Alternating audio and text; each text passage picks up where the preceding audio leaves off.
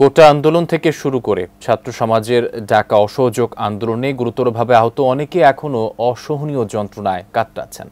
আবার প্রিয়জনকে হারিয়ে কেউ কেউ নির্বাক হয়ে গেছেন। খুলনা থেকে সরাসরি যুক্ত হয়ে এ বিষয়ে বিস্তারিত জানাচ্ছেন পলাশ চন্দ্র ঢালি। পলাশ, আপনার কাছ থেকে জানতে চাচ্ছি, অনেকেই তাদের স্বজন হারিয়েছেন, তাদের সাথে হয়তো আপনি কথা বলেছেন এবং দেখতে পেয়েছেন সেখানকার অবস্থা, জানাবেন আমাদের বিস্তারিত। আকাশ, আপনি যেমনটি বলছিলেন যে এই কোটা আন্দোলনের সময় এবং যে এই যে সর্বশেষ যে আন্দোলনের একদম শেষ দিন পর্যন্ত যারা হতাহত হয়েছে তার ভিতরে খুলনার যে চিত্র আমরা এর আগে সংবাদে জানিয়েছিলাম যে খুলনার নবপল্লী এলাকায় দুজনের খবর জানিয়েছি। একজন ঢাকাতে মিরপুর এলাকায় নিহত হয়েছেন, তার বাড়ি থেকে আমরা খবরটি জানিয়েছিলাম। তিনি তার পরিবারের লোকও ঢাকায় গেছে, তারা হয়তো সমন্বয়কদের সাথে দেখা করার জন্য গেছে, এবং আরেকটা ফ্যামিলি তারাও ঢাকার উদ্দেশ্যে চিকিৎসার জন্য গেছে।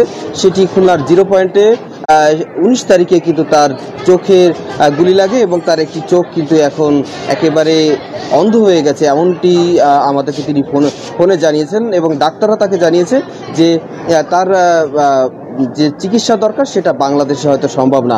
আমরা এই মুহূর্তে এসেছি খুলনার যে খুলনা মেডিকেল যে কলেজ হাসপাতাল, সেখানে এসেছি। এখানে আমরা খবর পেয়েছিলাম যে একজন সার্জারি বিভাগে একজন আহত একজন ভর্তি আছে, তাকে আমরা অনেকক্ষণ ধরে খোঁজাখুঁজি করে কিন্তু তার তথ্যটা আমরা কিন্তু এখান থেকে সঠিক তথ্যটা কারো কাছ থেকে ডাক্তার বা কর্তৃপক্ষের কাছে কিন্তু সঠিক তথ্যটা পাইনি। আমরা বিভিন্ন জায়গায় খোঁজাখুঁজি করেছি, শুনলাম যে তাকে ওটিতে নেওয়া হয়েছে, পরবর্তীতে সে ওটিতেও খুঁজলাম কিন্তু সেই তথ্যটা পাইনি। একজনই এখানে ভর্তি ছিল। এই আন্দোলনে কিন্তু তুলনামূলকভাবে বাংলাদেশের অন্যান্য জায়গার তুলনায় খুলনাতে হতাহত কিন্তু কম ছিল।